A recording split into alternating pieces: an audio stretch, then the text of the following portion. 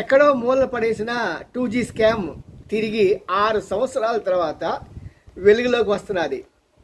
కారణం మరి మోడీ చేతిలో ఉన్నటువంటి సిబిఐ ఈడీల ప్రభావమే. ఎందుకంటే ఎప్పటికీ డిఎంకే వాళ్ళు మోడీ బాటలోకి రావట్లేదు. మోడీకి ఎప్పుడు ఇరకాటం పెడుతూనే ఉన్నారు. మరి వారిని దారిలో తెచ్చుకోవాలంటే, వారిని అరగదొక్కాలంటే, వారిని కిందకి పడేయాలంటే ఒకటే వరకే మార్గం. అదేంటంటే వారిని కేసులో ఇరికించి జైలు పాలు చేయటమే. మరి దానికోసం ఎదురు చూస్తున్న మోడీ మొన్న సభలో ఇలాగ అన్నారు, కాంగ్రెస్ దాంతోపాటు డిఎంకే రెండు కూడా ఈ రెండు కరప్షన్ పార్టీలు, ఒక కాయిన్కి రెండు పక్కల ఎలా ఉంటాయో అలాగే కాంగ్రెస్ డిఎంకే కూడా రెండు కూడా అలాగే ఉంటాయి అని ప్రకటించాడు.